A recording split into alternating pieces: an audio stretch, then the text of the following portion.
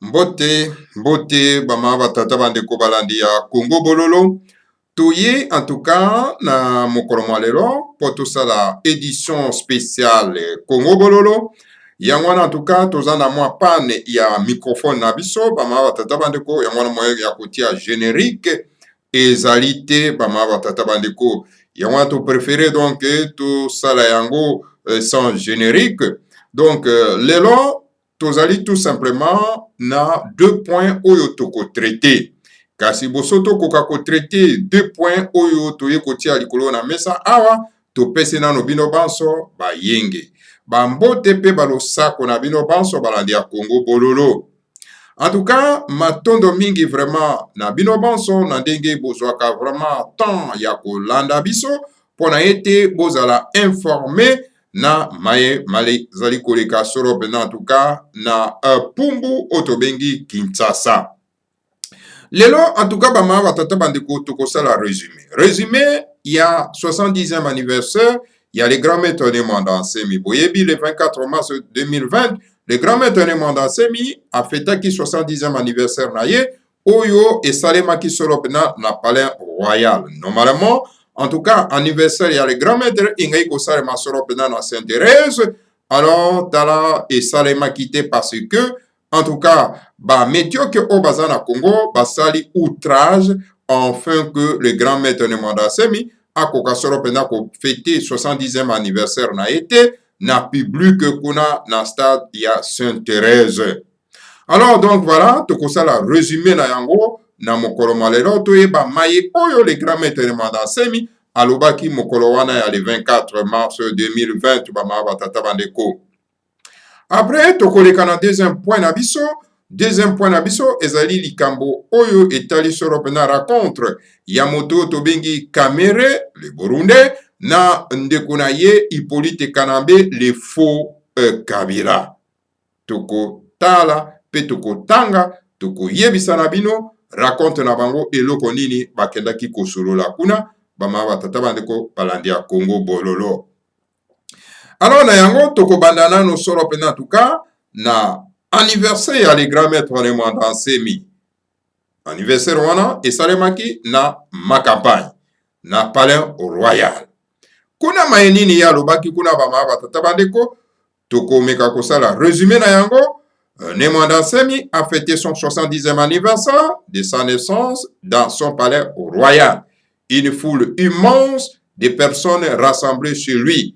Donc, le grand maître de Mandansemi a fêté qui sera en tout cas fêté à 70e anniversaire dans ma campagne et pas en tout cas bato ebele ba yaki kuna bama batata bandeko en tout cas au Pesimboa Mboa Lobisoso Kamata. Mandansemi a fait geste d'humilité devant la photo de lui et de Fumu Kimbangu. Signe d'humilité en mettant sa tête front contre le sol Kumbu Tatu. Donc le grand maître Mandansemi, donc à la kisila sa simplicité, ya kufu kamera photo na ye, pe photo ya Fumu Kimbangu. Donc a tcheki mutu na ye, na mabele bama batata bandeko o ezali signe n'est-ce pas ya Kumbu Tatu. Puis s'éleva et prit la parole vers 9h et dit: l'Occident a tué Mbuta Matwa, Mbuta Kimbangu, mort en prison. L'Occident a tué Lumumba, Marien Ngouabi, Thomas Sankara. L'Occident a tué Kadhafi, etc., etc. Alors, le grand maître de Mandansemi a rappelé ba crime nyonso oyo, en tout cas, mindele basali contre ba leader ya Kachopa bama batata bandeko.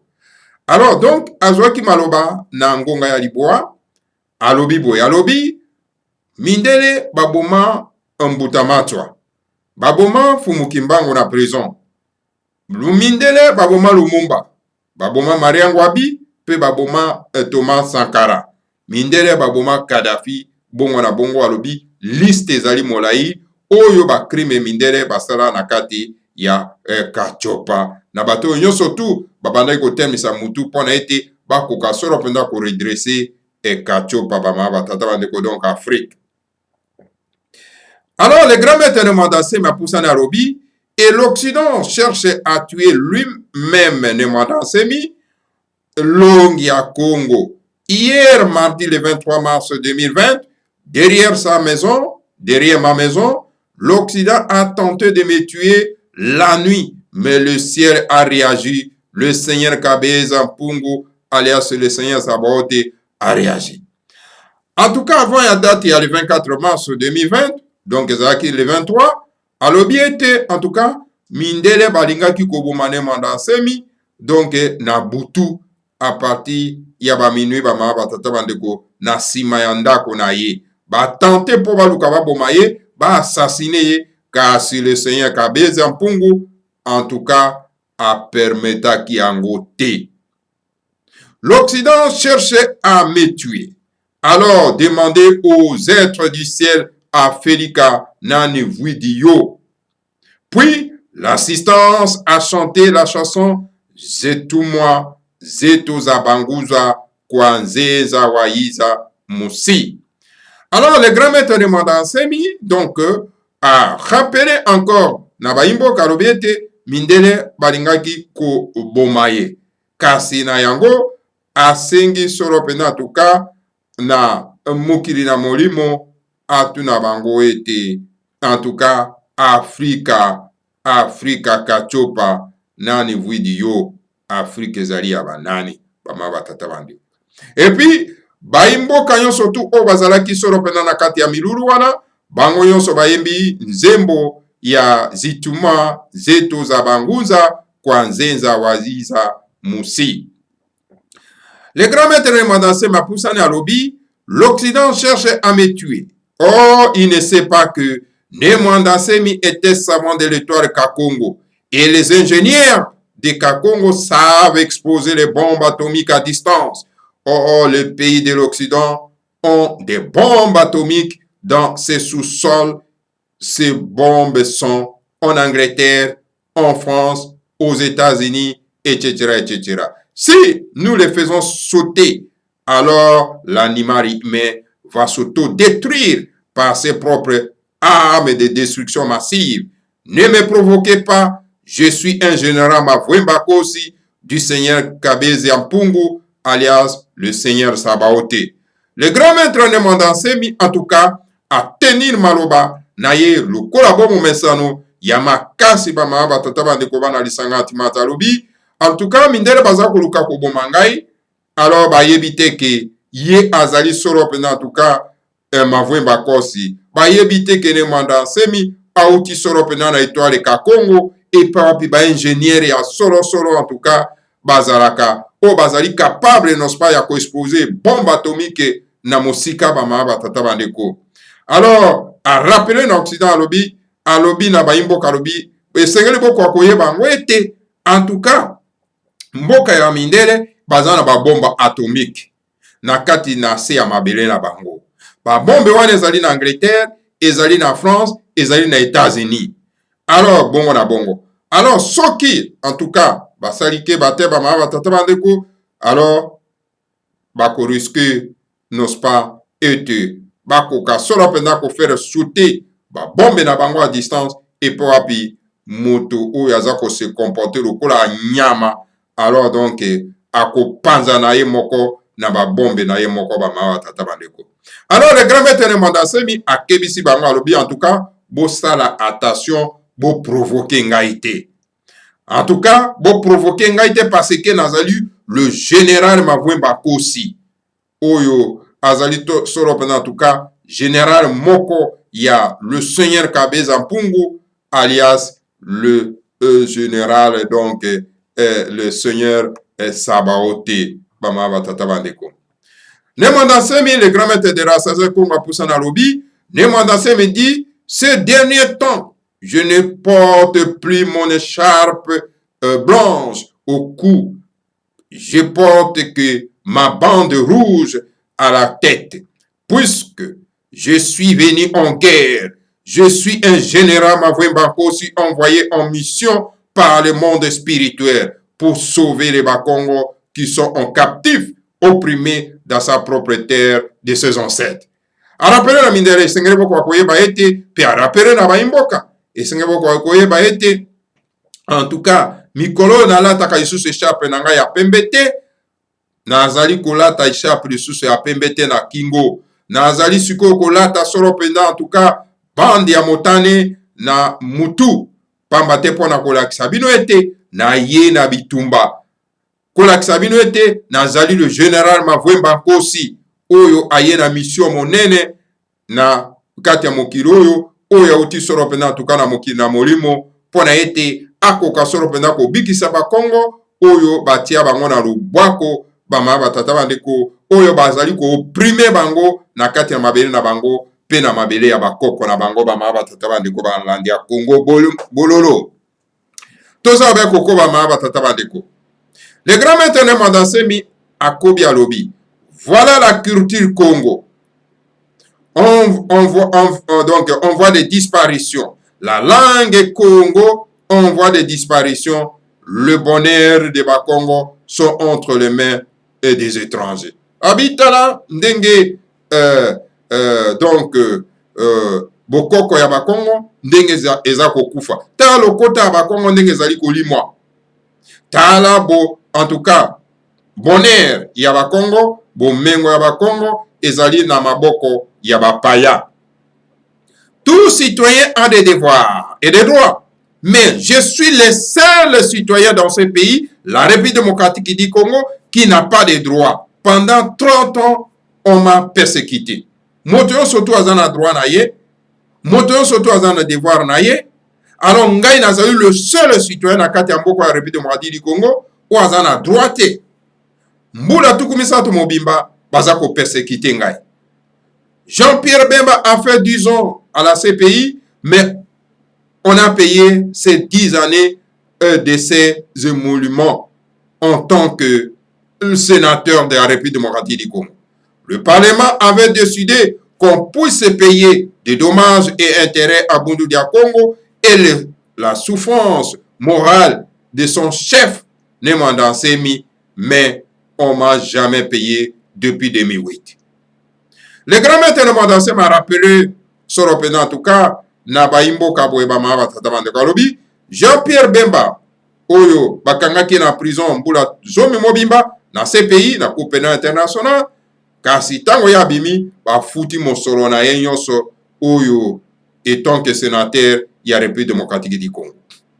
Parlement, Azoki Mokano, ya Kofuta Mosolo, en tout cas, dommage intérêt, n'est-ce pas, ya Bundu Dia Congo, hein, à cause ya bitumba oyo bango bakendaki kosala le grand maître pe na badepte ya Bundu Dia Congo kuna na kati na Congo central et propre ebele ya badepte ya Bundu Dia Congo babungisa milimo na bango bama batata bandeko parlement ezwaka mokano ete bakoka solo mpena tuka kofuta mosolo na le grand maître Mandansemi pe na badepte ya Bundu Dia Congo longwa mobu ya koto mibale na mwambi kasi jusque là en tout cas eloko moko ezali kosalema te.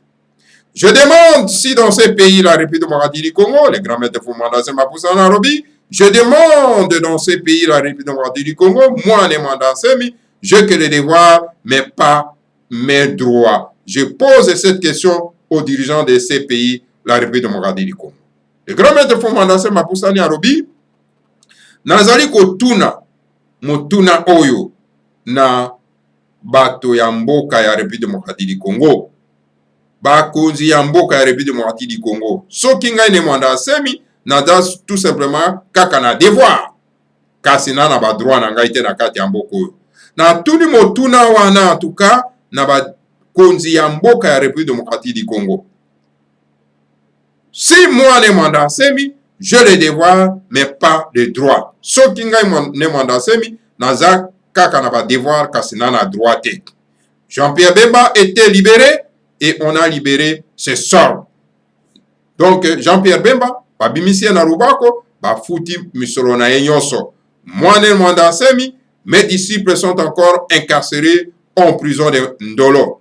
Alors talangai ne Mandansemi ba adepte na ngai ya Bundu Dia Congo oyo en tout cas ba defendaki ngai tala bango ti lelo baza toujours na rubako na Ndolo. mais o injustice ya ndenge nini bamama batata bandeko. Le grand maître de Mondansemi akoti siko na likambo etali politique. Alobi la politique de merde. Politique ya salité oyo eza na kati na République démocratique du Congo. Je suis un politicien teinté de la spiritualité. Les politiciens congolais font de la politique ordinaire, d'où voilà une classe politique médiocre. Les politiciens ordinaires de la République démocratique du Congo ne savent pas que l'âme de ce pays, la République démocratique du Congo, est liée, enchaînée en Angleterre. Et cette âme est gardée par des sorciers anglais. Seul moi, Mondansemi, je peux aller donc libérer cette âme avec les anges guerriers pour le salut de ce pays. Le grand maître Mondansemi a lakisi solo pena en tout cas situation ya mboka. Alobi ngai nazali politicien oyo azali solo pena na bonzambe na kati na ye. Azali alobi en tout cas ba politicien congolais bazali donc ba politicien ordinaire. Donc toza na classe politique moko médiocre na kati ya mboka. Ba politicien ordinaire ya République démocratique du Congo ba yebite ke elimo ya mboko ya République démocratique du Congo ba kanga yango na ba singa solo pena na mboka ya Angleterre.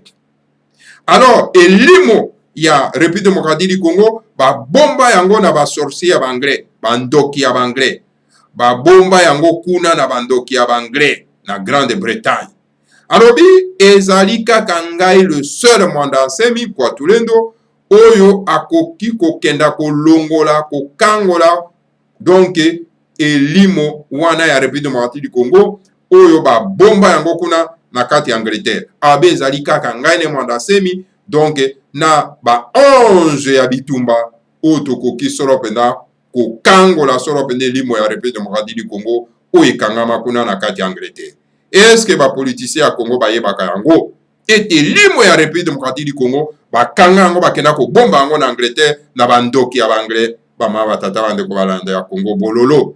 Alors siko bino bokolanda bato lokola bafailu, bokolanda bato lokola bachirombo, bokolanda bato lokola bamozito, bokolanda bato lokola babemba, bokolanda bato ya pambala o bazali donc na bonzambe te na kati na bango po bayeba ete limo ya République démocratique du Congo bakenda ko bomba yango solo pena na Angleterre yango no boni ete bazali ko nyokolo biso tozali kolela etali bango te bama batata bandeko. Donc le grand maître de Mondansemi est le seul politicien teinté de la spiritualité oyo akoki kokenda ko libérer biso elimo ya Congo oyo bakanga yango kuna na Angleterre bama batata bandeko balandi ya Congo bololo tala ba révélation bama batata bandeko balandi ya Congo bolo. Le grand maître de Mondansemi Mapoussa na lobby car en Europe le pays où il y a beaucoup de sorciers est l'Angleterre, l'Allemagne et la Suède. Alobi en tout cas na mboka na mokili Mamputu mboka oyo etonda bandoki ebele ezali Angleterre, Allemagne pe Suède. Peuple de l'Afrique centrale, je suis né Mondansemi, un ancien pharaon à Kenetou. Face à la misère que vit l'Afrique, j'ai été sacré roi et prêtre de l'Afrique par les grands êtres du monde céleste. Ont été présents dans cette réunion Mfumu Kimbangu, Mandela, Mbuta Kasavubu, etc. Ils ont donc assisté Omar Kadhafi, Kwame Nkrumah, Sékou Touré, Keïta, Maria Ngouabi, etc. Le grand maître Mondansemi Mapoussa na alobi en tout cas esengeli boko akoyeba yango ete bana ya Kachopa esengeli boko akoyeba yango ete en tout cas ngai ne Mondansemi nazali un ancien pharaon ya Kenetou, nazali pharaon ya Kalakala.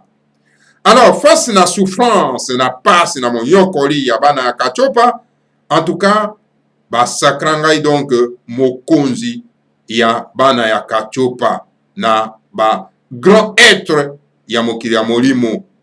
Na tango wana na réunion wana esalemaka o bazalaka wana ezalaka Mfumu Kimbangu, Mandela, Mbuta Kasavubu e bongo na bongo. Bao bayaka ko assister na réunion wana ndenge ba intronizaka ye mokonzi ya bana Kachopa, Omar Kadhafi, Kwame Nkrumah, Sékou Touré, Keïta, Maria Ngwabi bongo na bongo ba oyo bazalaki ba assistaki na kati ya réunion wana. Le grand maître Nomandase Malobi, et dans cette réunion tenue donc dans le monde spirituel, Kadhafi avait pris la parole et dit: j'étais le premier roi de l'Afrique, mais l'Occident m'a tué.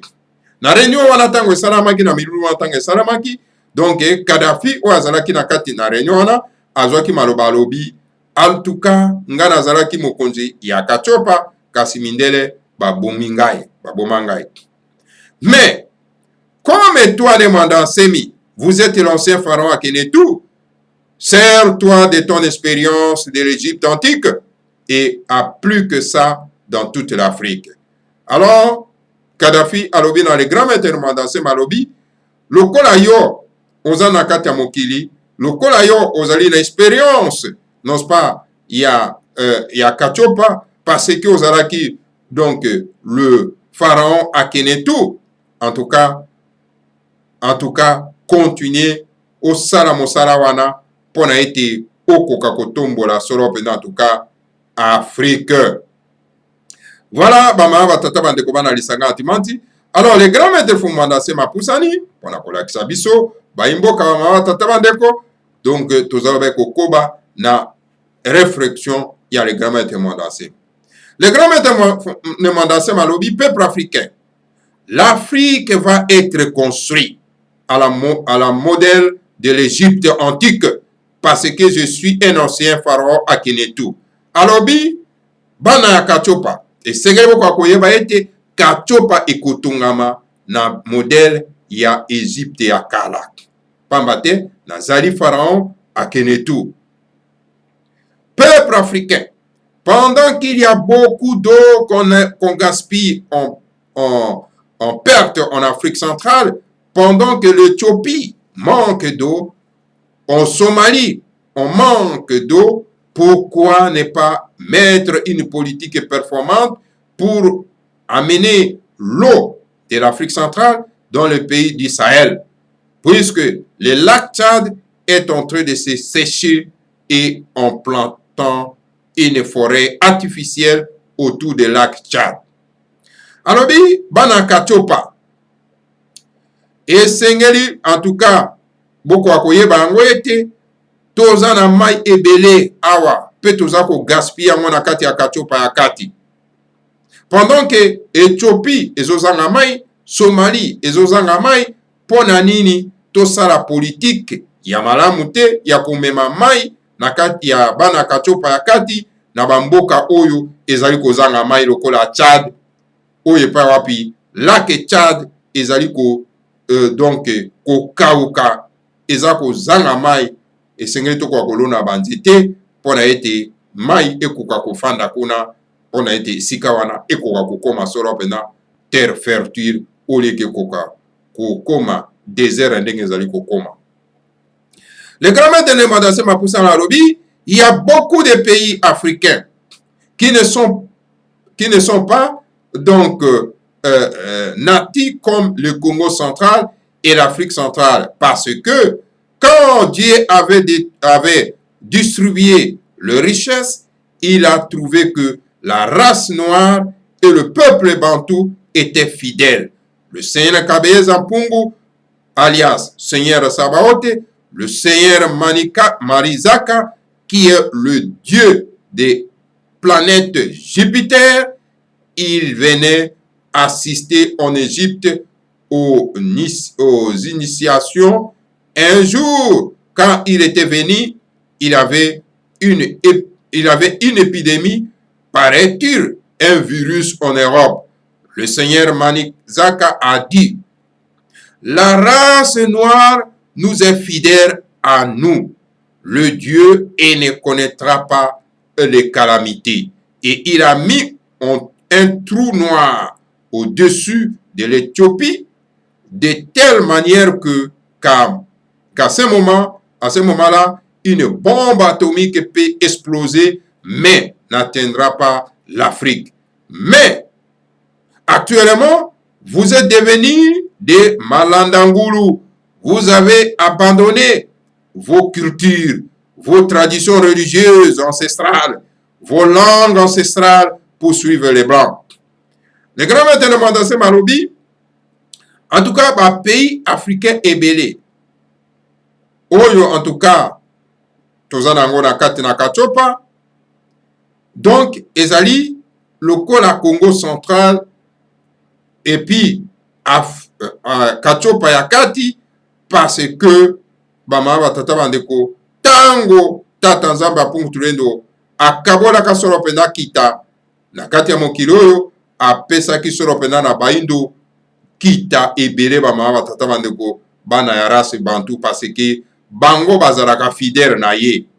Alors, yangwana le Seigneur Kabeza Pungu, alias le Seigneur Sabaote, le Seigneur Manizaka, oyo en tout cas zali Nzambe ya planète Jupiter, ayaka tango yuso na kati na kipata pona initiation.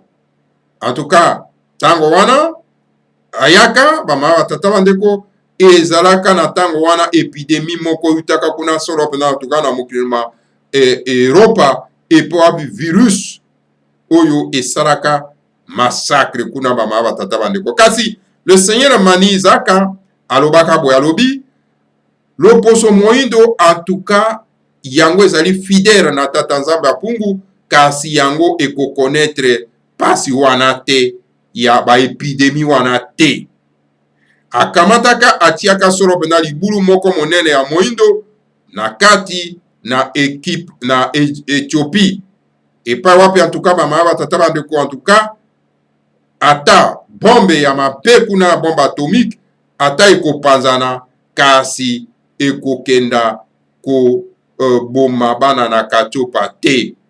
Kasi bino lelo bokoma na bino bamilanda ngulu, bobosana bopesa na bino mokongo na bokoko na bino, bopesa mokongo solo pena na religion na bino na bonzambe na bino, bonzambe ya bakoko na bino, bobosana balokota na bino, bokoma kolanda na bino nde bamindele, bokoma kobelela ba Yahweh, bokoma kokoloba boza ba chrétien, tala epa wapi bino opesi solo pena tuka bakoko na bino mokongo, mawa na bino bama batata bandeko. Le grand maître de Mandase Mapusa na lobi, pona kosukisa lobi, Dieu a donné à l'Afrique centrale et au Congo central des richesses immenses qu'il utilise pour développer l'Afrique.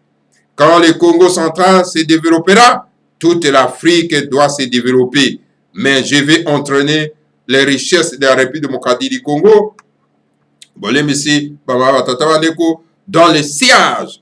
Je commencerai par les richesses du Congo central et je vais continuer par les richesses de la République démocratique du Congo et l'Afrique va se développer. L'Afrique deviendra plus développée que l'Europe.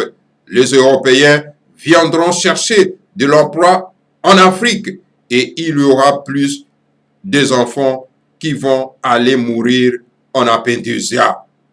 Donc, les grands maîtres Mandase Marobi, tango Kachopa Yakati, Sorope en tout cas, et plus particulièrement le pays Congo central, Congo Yakati, hein, parce que yango ezali na bakita ebele oyo epa wapi ekosala mosala ya kodevelope Sorope na Kachopa. Et tango Congo Yakati ekobanda kose développer, alors donc Kachopa mobimba ekose développer. Kasi sengeli koyeba yango ete en tout cas nako tia Sorope na en tout cas kita nyonso tu oyo ezali na kati ya République démocratique du Congo, hein, pona développement ya mboka. Yango wana en tout cas nakobanda na kita ya Congo central, Congo ya kati, alors nakoya kokenda Sorope na en tout cas kita ya République démocratique du Congo pe ya Kachopa oyo epa wapi eko développer Sorope na en tout cas Kachopa mobimba. Kachopa eko se développer, eko koma vraiment eko za développement koleka Europe. Alors ba européen bana putu bakoya koluka misala awa na kati ya Kachopa. Et puis bana na biso bakokendaka lisusu kokufa na penduza te. Puis la cérémonie donc a continué avec des déclarations menaçantes et la fin des cérémonies était clôturée par des chansons, des chorales et il y a eu donc à manger et la distribution des cadeaux, des téléphones aux dirigeants des chorales.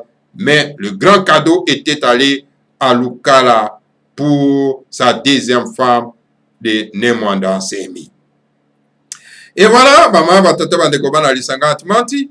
Donc le grand maître Fumanda Semi, donc ayeko suki sa solo pena en tout cas maman batata bandeko solo pena na koloba ete bana ya kachopa kwa okenda isusu kokufa na penduza te bama batata bandeko. Alors pona kosukisa apesaki menace na ye solo pena na ba oyo nyonso tu bazali solo pena en tout cas kosakana bana na kachopa bama batata bandeko, et puis particulièrement solo pena en tout cas na bana ya RDC bama batata bandeko.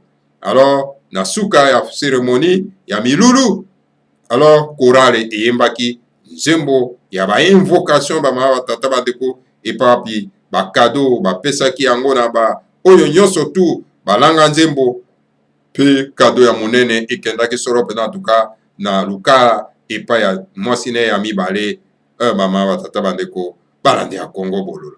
Voilà en tout cas on ezaki moi résumé ya cérémonie ya le grand maître de Nemwanda Semi ya 70e anniversaire na ye. En tout cas tosali yango na mokuse bama batata bandeko balandi ya Congo bololo.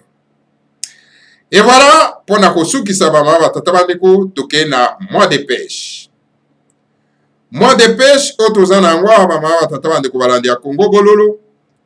Ezali de pêche epapi rencontre o esalemaki solo pena en tout cas entre Hippolyte Kanambe mwana tuti rwandais mopaya wazali korenye na mboka na biso na ndeko na ye Vital Kamerhe wazali directeur ya bureau politique, directeur ya cabinet ya Tshisekedi Tshilombo. Le 25 mars 2020, dans le vent de panique qui gagne le monde entier, à Kinshasa, les grandes manœuvres politiques se préparent dans le silence des palais dorés de la République. Hier, dans l'après-midi, c'est dans la plus grande discrétion que Vital Kamerhe a été reçu par le sénateur à vie Hippolyte Kanambe, alias Joseph Kabila mwana tuti rwandais. Alors, maman tata bandeko balandi ya Congo bololo, esenge koyeba ngo ete en tout cas kuna na kati na Pumbu na Kinshasa panique ezali kuna ya kosakana te. Ba manœuvre politique ezali kosalema, pe ezali ko se préparer, maman tata bandeko na kati ya palais doré ya République.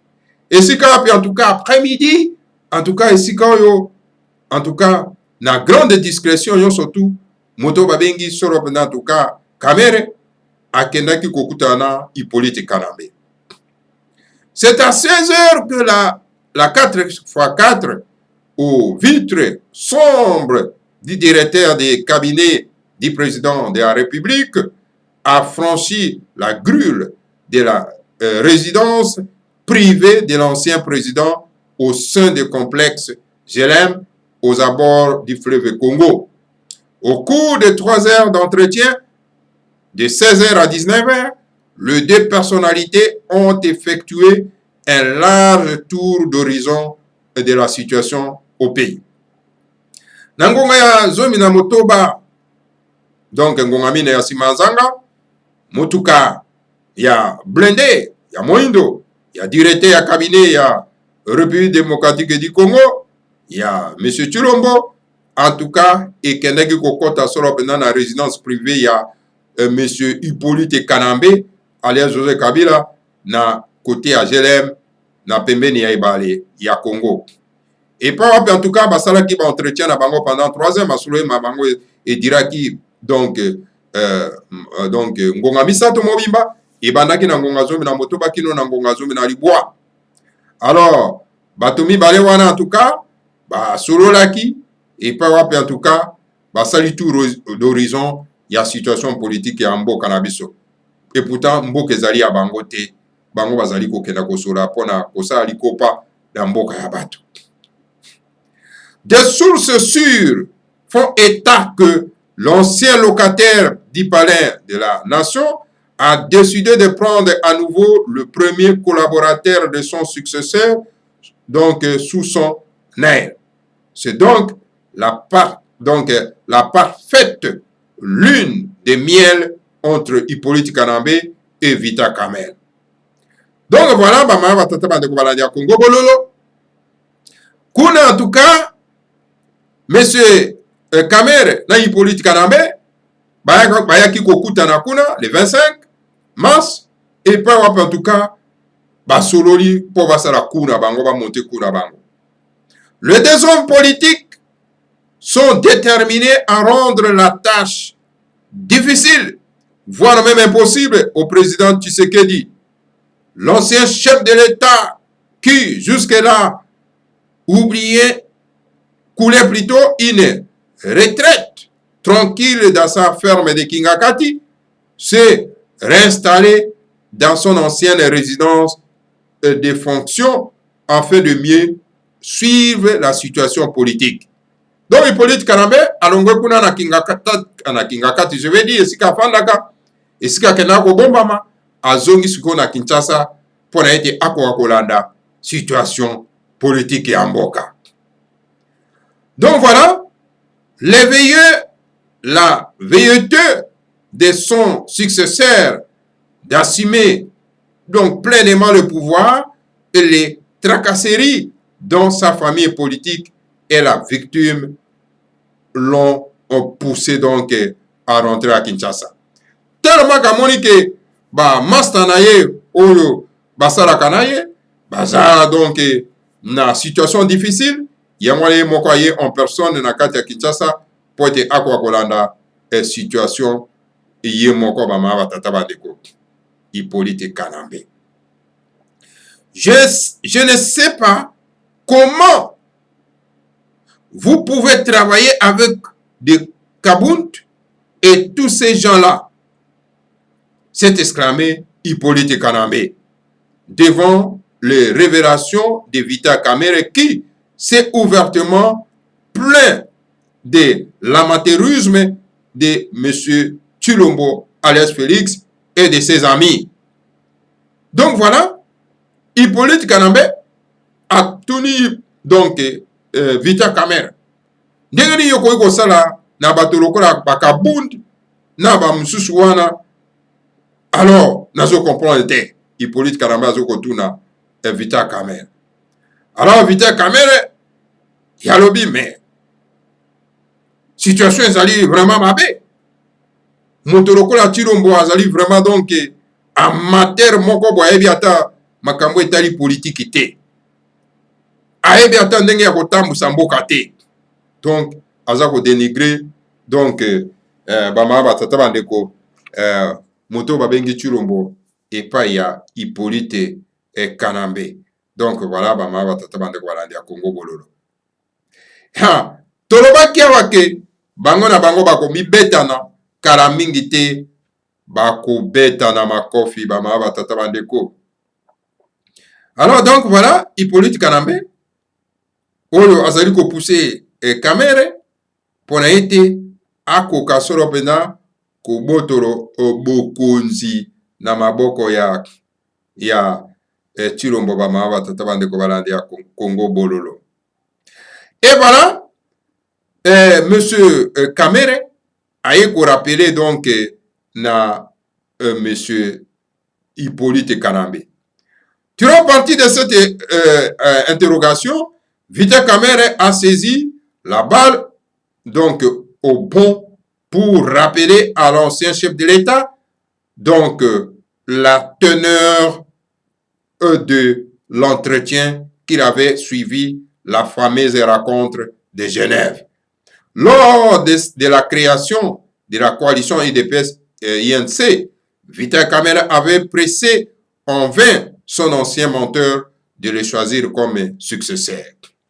Donc, Vita Kamere a eu reproche à Hippolyte Kanambe. Alors, donc, Vita Kamere a dit Hippolyte Kanambe a dit, mais non, mais, ngana yebi saka ke non mutu yo akokine a yebi ne makambo ya politique te. Il fallait pona ngai, pona ete, ngana koka solo pena en tout cas, kozala donc successeur na yo metala résultat yango médiocrité yango tozomona awa bama batata bandeko balandi ya Congo bololo tolobaki na bino ete makambo ekoya ndongo il s'en fallait donc pas plus pour qu'ils disent à M. Hippolyte Kanambé, je vous ai mis en garde. Donc voilà, au lieu de me choisir, vous avez préféré mettre un homme incompétent qui conduit le pays au chaos. Aujourd'hui, le proche de l'ancien président affirme que les choses ont changé.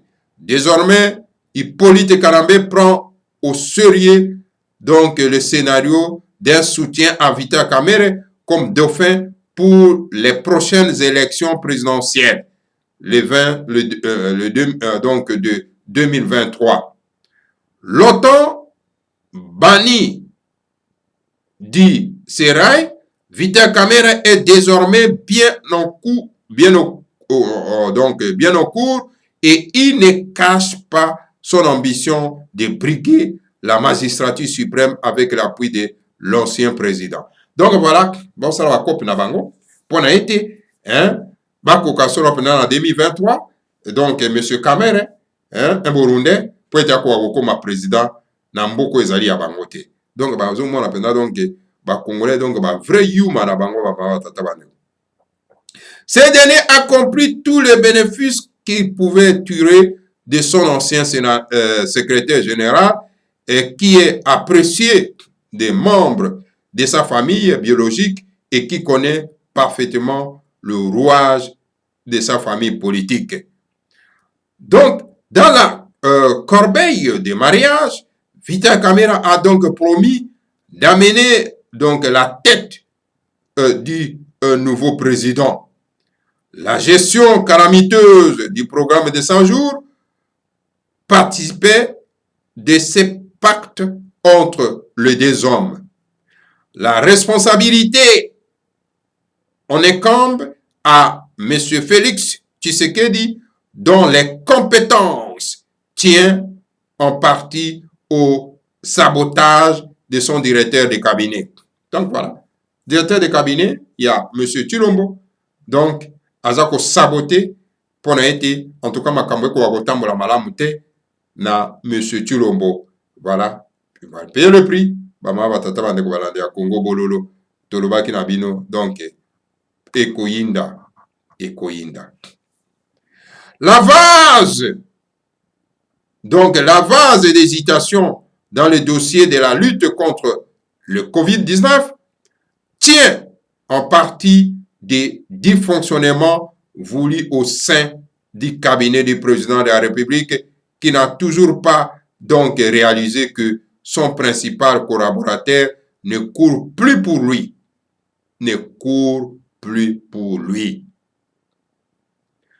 À 19h, les deux hommes se sont quittés en se promettant donc d'accélérer la chute des nouveaux présidents empêtrés dans la plus grave crise donc sanitaire auquel le pays est confronté depuis son accession au pouvoir. Donc tango bakabwani donc bapesani rendez-vous eke bako accélérer donc chute ya monsieur Tshilombo parce que incompétence na ye leki mingi.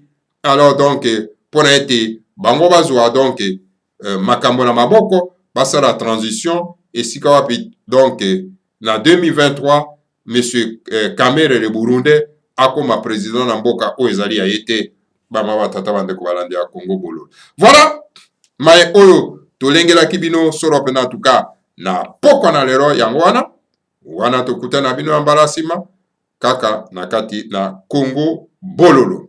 Matondo mingi na bino banso bolandi biso.